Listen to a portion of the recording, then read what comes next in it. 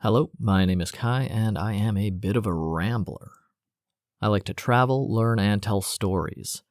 And this podcast was sort of difficult to extricate from another one I was doing about taking the risk of traveling, which mostly demonstrates how you're taking a much bigger risk most of the time by not traveling, especially if you happen to be a US American.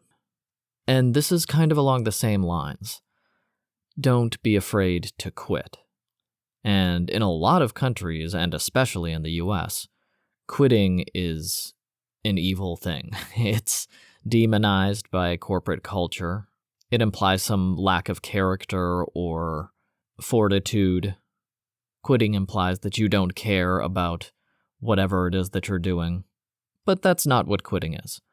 It can be any of those things, but it shouldn't only be that thing. Quitting is like talking. You can speak to someone kindly and help them, or you can speak to someone rudely and hurt them. Quitting is the same thing. You can quit something out of anxiety or fear, or you can quit something because it's stopping you from moving forward. You can make it a habit and not finish anything you start, and yeah, that can be harmful, but quitting can also be a positive, progressive step in your life. It can also be incredibly powerful if you're already inside a situation that you know is not healthy for you, but you continue to return to that situation, because that's what you know. And that's very common. This isn't a dig or accusation against anybody. If you feel like this personally applies to you, you feel that way because I, myself, and most people, I think everybody I know, at some point or another, has stayed in a situation longer than they should have. It could be a job or a romantic relationship or anything, but it's very easy once you're already in a situation to stick with it because at least you're familiar with that devil than it is to extricate yourself or even just to walk away from that situation. But the process of quitting itself is about as simple as walking away, actively no longer engaging and no longer participating in whatever that system or relationship is. My personal quitting point started out pretty vague and then crystallized. I didn't like, not really, any of the jobs that I held in the United States, all service-level service worker jobs. And it wasn't fulfilling, and I knew I wasn't going to be financially fulfilled or spiritually fulfilled or satisfied in any way by those jobs, no matter how high I went up the ladder. Even if I made more money, it didn't matter because the only things I could spend it on were related to my life within this job that I didn't care about. In a society which demonstrably does not support its citizens or its workforce.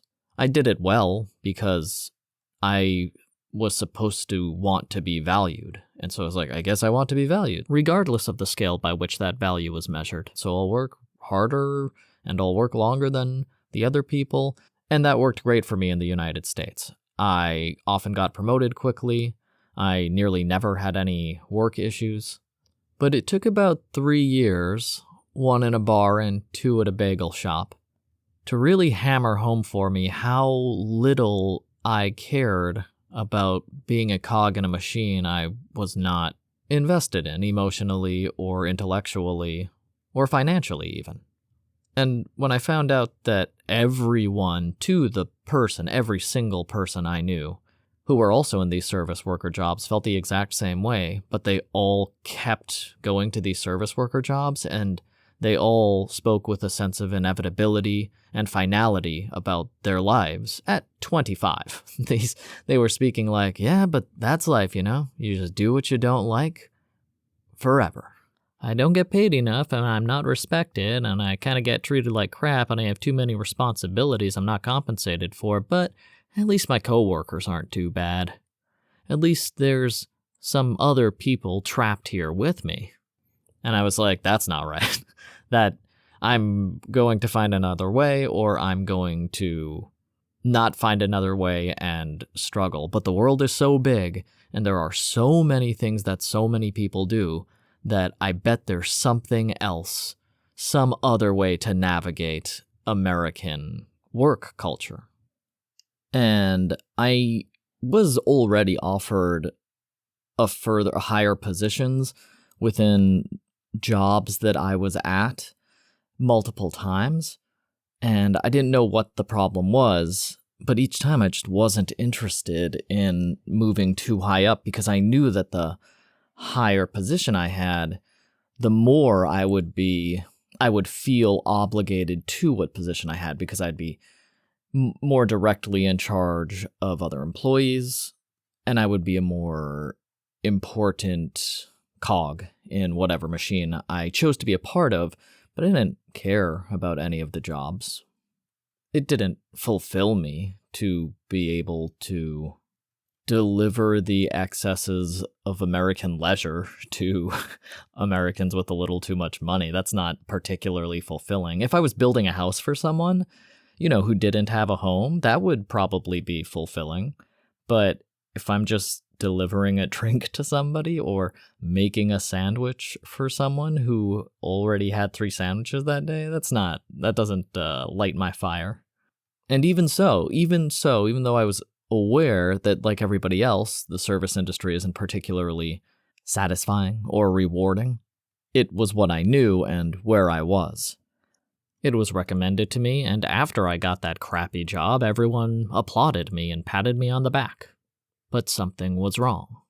Before I got the job that showed me how big the world really is, or how accessible the world really is, before I actually started traveling and then teaching English, I had already taken the important step to quit the job that I didn't like. I quit the service worker industry not because I had something better lined up, but because I knew that the compensation I was receiving and how I felt in the service work industry was untenable, was not for me, was harmful to me in many ways.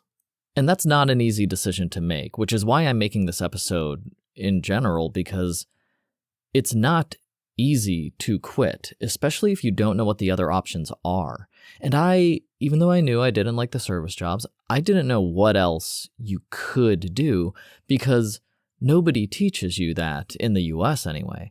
They teach you to find someone who has more money than you and then do whatever they tell you to do so that they'll give you a little bit of money.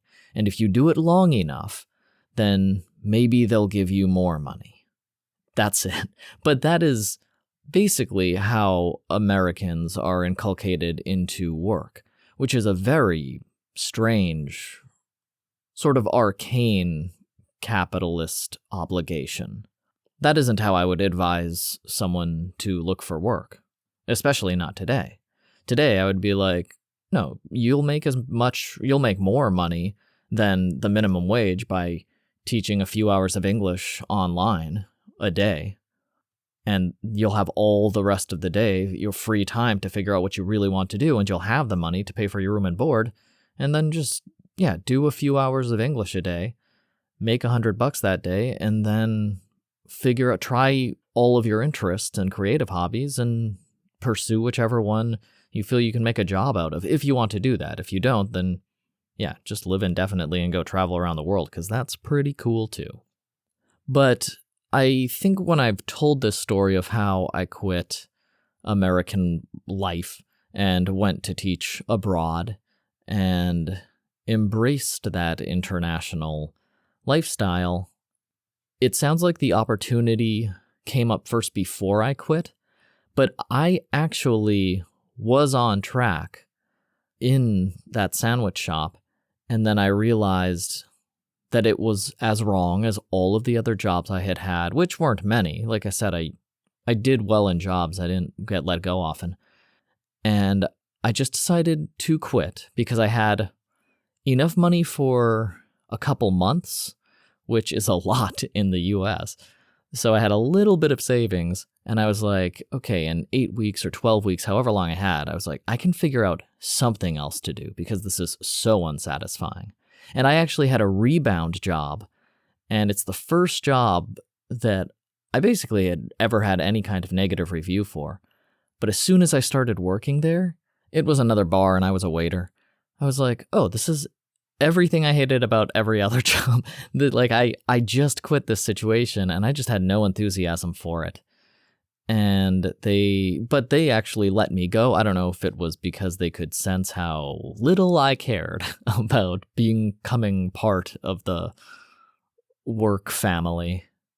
But after a trial period of a couple weeks, they were like, hey, it's not working out. And I was like, okay.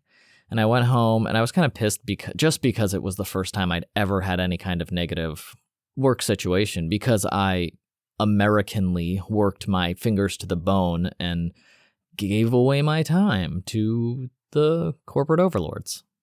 And they praised me. So that was the first time I ever got a negative work performance review. But more so than that, there's this sense of relief. Like, I had kind of dodged a bullet. And I don't know if I was particularly aware of that at the time. I know, frustrated because it was the first bad job experience. But I was also like, okay, well, on a deeper level, I was back to figuring out something I wanted to do. And I hadn't done what I wanted to do, like, since I worked in an IT job in the university, which was kind of fun. I got to help people fix their computers, and sometimes it was dire. I saved this guy's entire laptop, like, the day before his thesis was due. It was some, like, big thing like that, and he screwed up his laptop by installing the wrong drivers, and I spent a couple hours on it, and I got it back in tip-top shape, and he was effusively gracious, and that was satisfying enough, but I wasn't dying to go back to that or anything.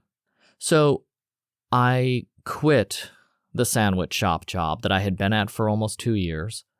One, saliently, because of a new boss that had come in who was terrible and very manipulative and just rude in general.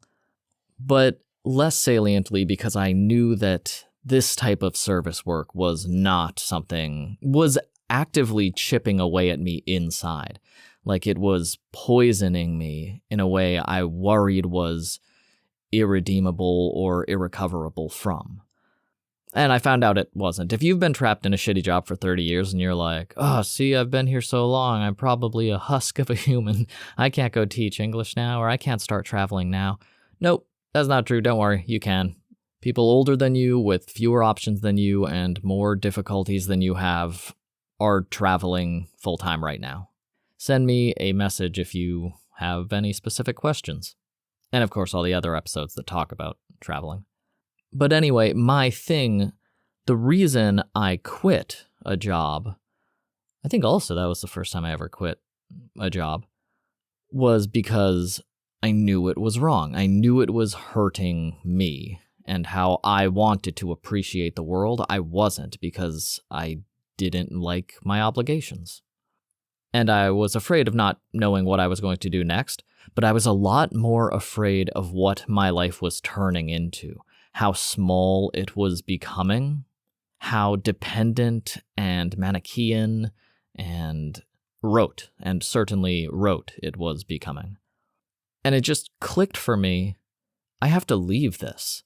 And I didn't think about it as quitting, because I was a good American at the time, and quitting was a word you never wanted to apply to yourself. If you're an American and you're listening to this, just the idea of being thought of as a quitter is probably anathemic to your self-respect.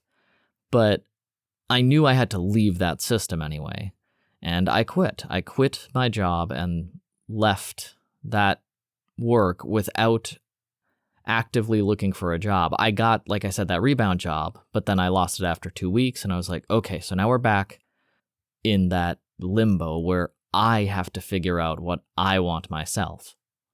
And once I was in that much more receptive, aware state, I stumbled across the incorrectly placed ad for an English teacher, and I was like, at least that's interesting to me. At least that resonates with my experiences and appreciation for the world holistically, the entire world. At least that's something that I don't already know the final chapter of, the final depressing service work chapter of. Also, I want to say, I know some people like being a manager of a pizza shop Or working at a bookstore, I bet it would have been super cool. I bet I would have liked working at Borders. I might never have left if I could just read graphic novels all day until Amazon destroyed every other bookstore in the world. But I knew I wouldn't be satisfied as a manager at this sandwich shop. So, English teacher, yeah, let's try it. At least I'll be in another country. I'll start learning things. I'll be able to see the world in a new way.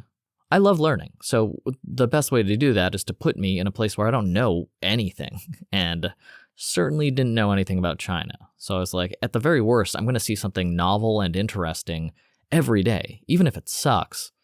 Like if it's really hard or who knows, I didn't, but even whatever goes wrong, at least it'll be something new, and I find that novelty interesting. I wasn't sure how meaningful it would become, how much I would learn by taking the American monocultural fishbowl off my head and hop, skip, and jumping over to another country. But I also had dismissed similar job opportunities and interests before because I was afraid of quitting and actively discouraged by my culture of quitting. Don't quit. What, you don't care about the people next to you, your coworkers? You don't care about what this company's trying to do? What if you can't find another job? What if there's no money left for you? And it's just pounded into your head, don't quit, don't quit. It's un-American, don't quit. And they're just trying to scare you. I mean, especially right now with the English teacher jobs, if you're an American, you can quit any job at any point, and there are hundreds or dozens of countries and thousands of jobs waiting for you right now, just because you have the skill of speaking English. Just you were lucky enough to get it, you're lucky. But because of that, all the things they tell you in America about how you don't have any options and you can't look forward to or expect a job to fall into your lap, any of that, guess what? You can. Anyone who's fluent in English, you can expect a job to fall into your lap. Fluent English speakers have jobs for probably another generation. I don't think machine translation is going to completely supplant the desire to speak other languages, especially the most popular, globally used language. That doesn't seem likely in the near future. And humans like speaking to each other anyway. Like, there have been language classes since schools began thousands of years ago. It's never gonna go completely out of style to learn something.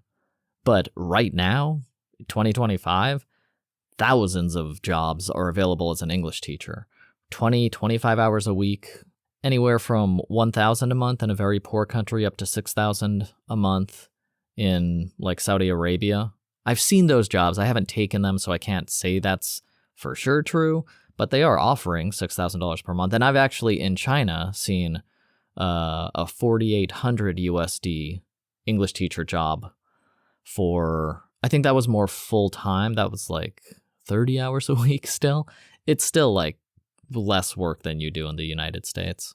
And of course, instead of anything difficult or any skill you need to learn, it's English. It's something you have practiced literally your whole life. It's probably one of your top skills that you're good at, speaking English. But if you're in a system already, if you work in a clothing store or you sell pottery out of a department store for someone else, and no matter how many pieces you sell, you make the same amount of money, but the person above you who didn't make those pieces of pottery makes 200%, 400% that day. You have to recognize the position you are in. Assess if that situation is what you agreed to, if that was what you were looking for in the first place, if it's equitable to your values and the compensation you receive. And then you have to quit if that situation does not benefit you. If it doesn't work for you and what you want, then you should quit. It is a good thing to quit a bad situation. Is it hurting your mental health? Then that situation, it is a good thing to quit that situation, to leave that situation behind, to actively step away from, that is to quit that situation. leave it behind, but you have to actively make that choice. Quitting can be passive, I'm sure there are examples, but it's a lot more powerful if you make an active decision to quit what you are doing once you realize it doesn't work for you. Are you in a romantic relationship where your partner makes you feel bad more than they make you feel good? If that's happening, you should quit that relationship. It's not working, in my opinion. I don't know why you would stay with someone who hurts you more than they help you. Or rather, I don't think you should. I know why people do that, but I don't think they should stay with someone who hurts them more than they help them. Or a job where you are unvalued, or you don't make pay according to the amount of work you do. Now, I use English teaching examples a lot, but that's because it's the world I'm very familiar with, and it's such a different set of circumstances. It's a complete flip from American culture. In American work culture, you praise the overlord that they have chosen to throw a few of their pennies at you because you signed away however much time of your life, usually non-negotiable, to them. You have zero power as your own agent. Whereas if you become an English teacher, you choose exactly how many hours you want to work, and everybody wants you. You are the one in demand. You don't have to beg for a job. You get to choose which job benefits you the most, according to your whims. Do you want more time? Here. Do you want more money? Here. Do you want bigger classes? Take that job over there.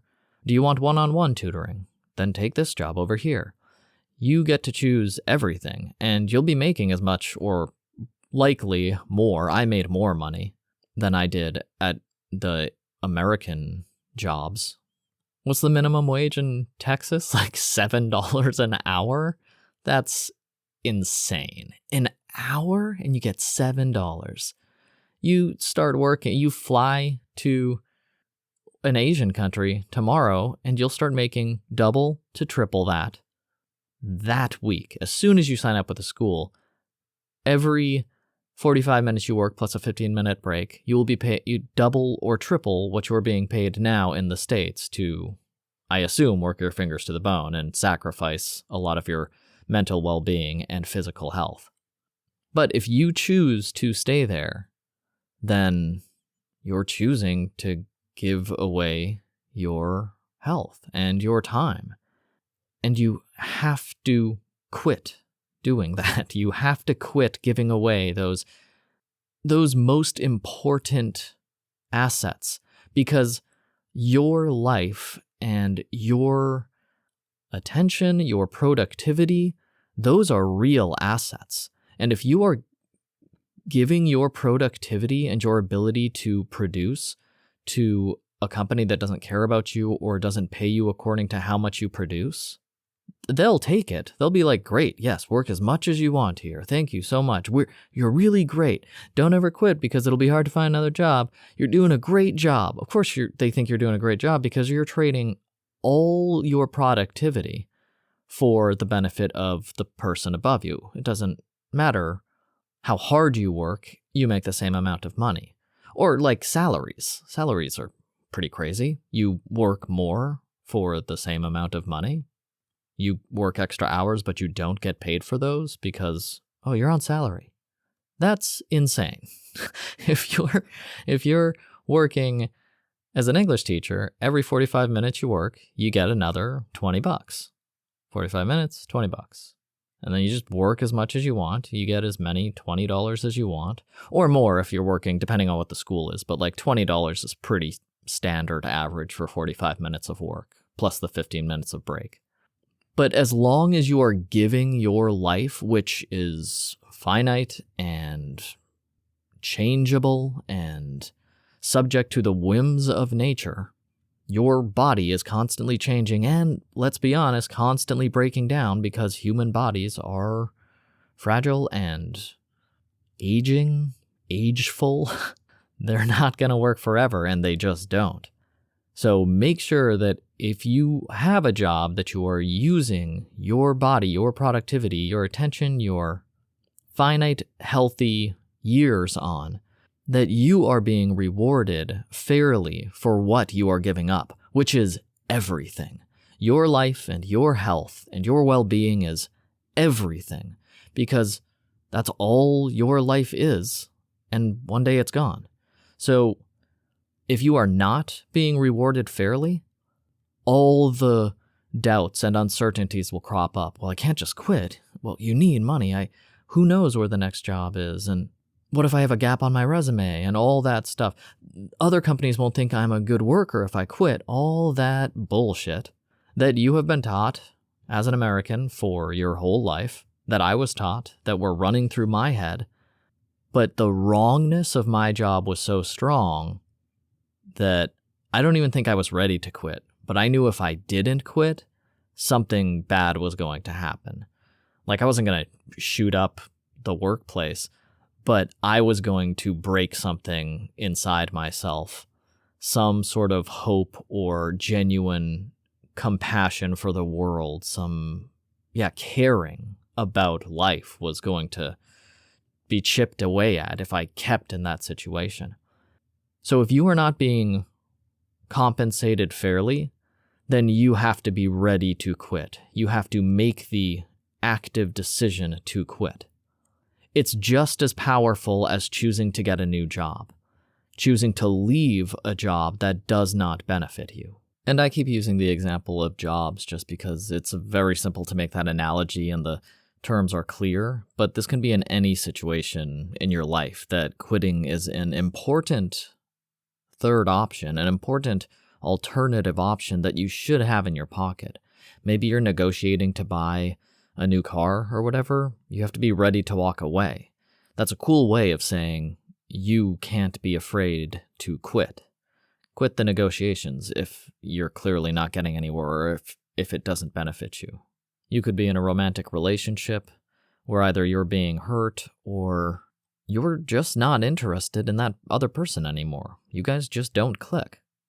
You can try to fix it, but if nothing works, don't stay there. If nothing works and you can't get a relationship that you are looking for, then you have to be ready to walk away. You have to be ready to quit. Maybe you're part of a social club that's interesting, but you lose interest. You could volunteer to do your own creative part of the club or give yourself more responsibility so that the role becomes more interesting for you. Or take a step back from responsibilities if you just want to be a participant in the club. But if nothing works, you have to know that another option is to leave the club, is to quit. And you don't want to just quit everything before trying to fix it. Like I said, you try to make a situation better. But if the situation is intractable or it is harming you, importantly, you have to have the option to quit in your back pocket, and you have to be able to execute that option. If you don't quit a painful or self-harming situation, you'll just keep being harmed. And you don't deserve that. But a lot of people stay in situations that hurt them because they're taught that quitting is bad. And quitting isn't bad. If you touch a hot stove and burn yourself, quit touching the stove. Quitting is pretty important in a lot of situations. That might sound like an extreme example, but it's not that much different than staying in a job situation where your boss abuses you or treats you like crap, or working in a job where you are unvalued or devalued to the point that you don't even know the value of your own work anymore or your own self-worth. Quitting is a skill. Knowing when to walk away is a skill. And if you don't like the word quit, you can talk about knowing when to walk away. People seem to like those words better, but they mean the same thing. Knowing to actively leave a situation, to quit a situation, to put it behind you. Whatever euphemism you want to use is fine. I'm using quitting because it's all the way at the end. It's like the anathema of what especially Americans are taught to do. You never quit no matter how much it hurts you, no matter how hopeless a situation is, no matter what resources you don't have to work on a situation. You just stick with it forever, grind yourself down until there's nothing left. And that's not good. That's a bad idea. It's very American, and a lot of people do it, and a lot of people hurt themselves until they die, or they become bitter and isolated, or they lose all sense of self-respect and self-worth. Know when to walk away. Know when to put something behind you. Know when to quit. It is a skill, and the more you practice it, the better you'll get at it. Like, just saying no to something you don't want to do is a great start. I said yes to everything, and I was a great worker, and I got pats on the head, and I didn't get any more money. I did get more responsibility, but they don't pay you more for that. And I just kept doing more and more things because they were like, well, he can do all of these things. Let's just ask him to do more things. He isn't saying no. He isn't quitting. He isn't asking for more money.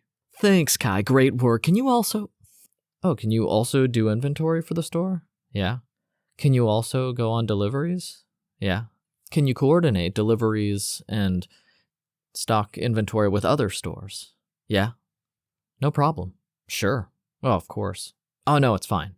It's fine. No, it's fine. But it wasn't fine. I was giving away my time for free. I was stressing myself out way more than my job required or my job description warranted. I was just taking everything onto myself because I was like, well, you give as much as you can, and then they make you a higher rank in the organization. You get a little more money, and then the struggle is a little bit easier. It never gets easy, and you never really make more money. And it turns out there are way better options out there. And I don't even have to be struggling this hard to make money, because I only need 500 USD to live abroad indefinitely, 500 USD a month. No one told me about that option, even when I heard about countries are cheap abroad, or you can teach abroad. It wasn't really broken down to me how drastically different the cost of living is in the US versus other countries. Even people that traveled all the time would explain in books like the 4-Hour Work Week. What is it called? 4-Hour Work Week? Was that it? That famous... There's a bunch of self-help crap. But they would talk about how cheap it was to live abroad. But to an American, you're like, cheap. So like it's only $1,500 for an apartment instead of $2,500? No, it can be literally $200 per year. 200 USD per year to rent an apartment with all utilities included. If you're living in some remote place. If you want to live in the city, $80 per month. It's very cheap to live abroad. It's absurdly cheap. Even in hostels with breakfast, those can cost $100 a month. And yeah, you're sharing in a room, but $200 a month gets you a private room with breakfast included.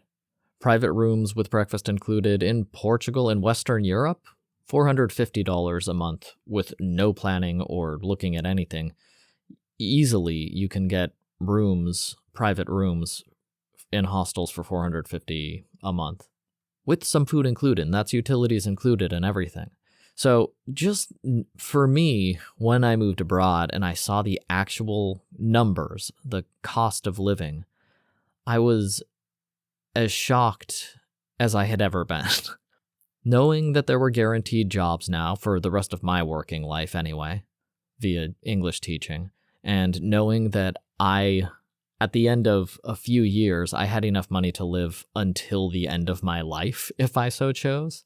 Shocking. And I would never have found out if I didn't decide to start saying no, just to myself, too. I was like, okay, do I want to keep doing this? Not really. And I didn't even say it out loud to myself. I had a gut feeling. I was like, is this the job that I want to keep doing? And my gut's just like, no, of course not. You don't value making sandwiches and coordinating inventory and whatever. Circumstances are very important, and individual experience is very important. But whatever your individual circumstances are, you have to know that you are able to quit, and that is just as active a choice as starting something new, not continuing something that is harming you, or that does not match your values. So don't be afraid to quit. Don't be afraid to walk away. Be ready to put something behind you that doesn't benefit you, or that doesn't benefit everyone. That's where your values come in. If you care about lifting your society up around you, if you want to contribute to the good of the world and the situation you are in does not support your ideals, try to fix the situation. Try to make it better. And if you cannot, quit and go to a different situation. Start something new. But you have to quit first, because you're just held down by the claws reaching out of the muck, holding you into that situation. If you're in a bad situation, every time you choose to stay there, you get pulled down a little deeper into the mud. And not everybody in every situation has the choice or ability to leave that bad situation. But if you don't even check, if you don't even assess the situation and see what is possible for you, you won't know that quitting that situation could be a viable option. You have to face the situation and assess it before you come to the conclusion that you can't do anything about it. It's very easy to come up with new reasons not to leave a bad situation, just because you're already in it, even if the situation is harmful. Say I was managing a store, and I knew the pay wasn't good for me, and I knew I didn't have any free time to myself, and I was really stressed out. And I had at least enough savings to look for another job, but it's always really easy to find an excuse not to leave the current situation.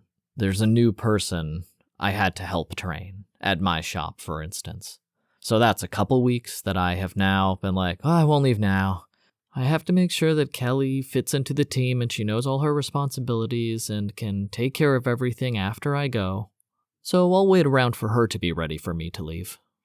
And boom, I just decided to give away 2 weeks of my life, 2 months of my life, 2 years, to a situation that I know is not good for me. Now I have to stay here 2 more weeks because I have to train Kelly. No, I don't. I don't have to do that. Well, maybe I should stay on a couple months because it's almost the holidays and then they're going to be really swamped if I leave.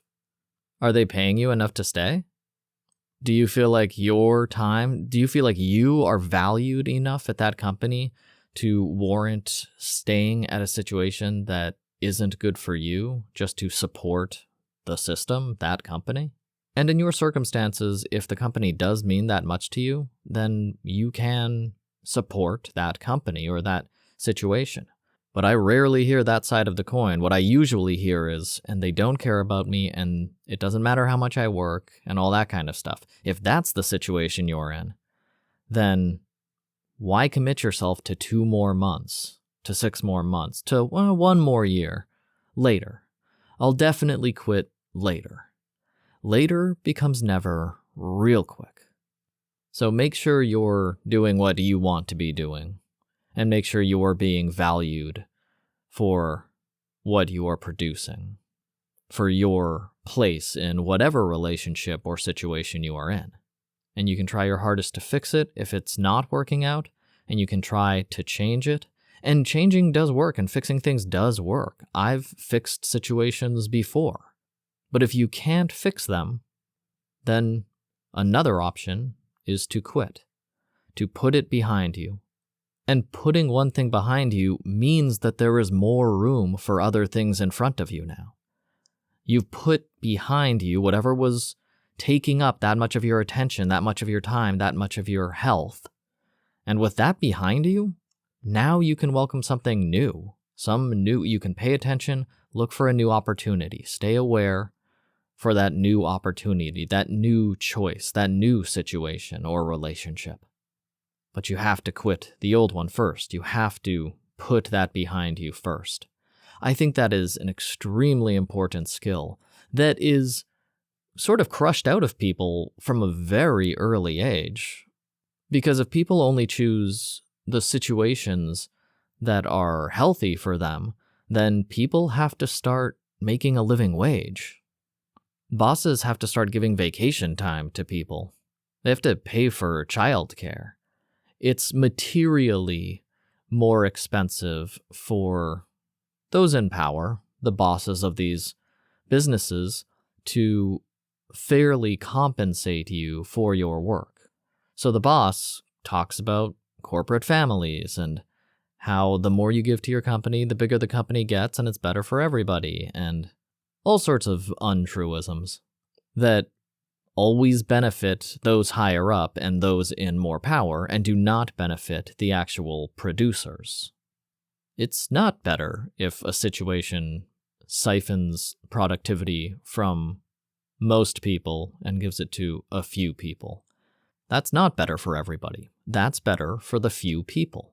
So very early on, because that's what companies tell your parents who worked at the same company for 30 years, to keep their nose to the grindstone, to keep working, to work their fingers to the bone and sacrifice their family time and health time and mental well-being for the good of the company, or for the good of the CEO, for the good of his wallet. But that's just false. There's no reason you should be doing that. It makes no sense for you to harm yourself or sacrifice yourself so that someone who's already financially secure can have more disposable wealth. That's the lesson every American is taught from kindergarten until they enter the workforce, and from that entry point until they retire. But it's false. You should be working for your ideals and your values. You should be valued for the production you contribute, whatever form that takes, whatever job that is. And if you are not, then you have to try and make it better for yourself. But you always have to have that other option ready. You have to value yourself enough and be ready to quit a situation, leave it behind if it does not serve you.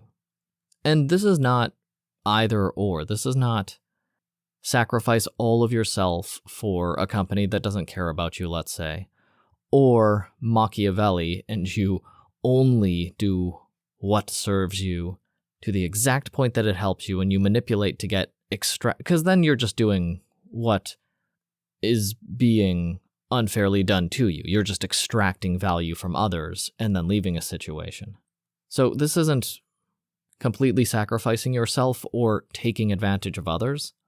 This is simply knowing what you want. And if you are not getting what you want, then in addition to all of your other options of fixing or changing the situation, you also have to be ready to quit. You also have to know that you can do that and be ready to take that action, because quitting is an active role when it is necessary. I feel pretty strongly about this one because this is another lament I get, especially from Americans, over and over. Actually, not even especially from Americans. This might be the most international complaint I hear that's common from every country and in every language I've heard it in. So many people, after they ask me how to travel and I explain, say, yeah, I wish I could do that, but I can't just leave. I can't quit. This is my situation. This is all I can do. No, I have to. I can't really do anything about it. And they don't even think about quitting whatever that situation is. But in most situations, they can quit. It just seems difficult to quit because they haven't quit things before, because people tell you you're a bad person if you quit. Don't go take more money and work for fewer hours. Stay here. The company won't pay you or respect you anymore, but you won't have to do anything new. But they can quit if they choose to. People, by and large, can do what they choose to do. So just know that quitting, putting something behind you, knowing when to walk away is an important skill that you can develop and you should develop until you are ready to use it, until you have that powerful choice always with you, to know that if this is not good for you, you can leave so that at least it doesn't keep hurting you. At least you'll know that you are able to part with a bad situation. Thank you for listening. I wish you all the best, and I will talk to you soon.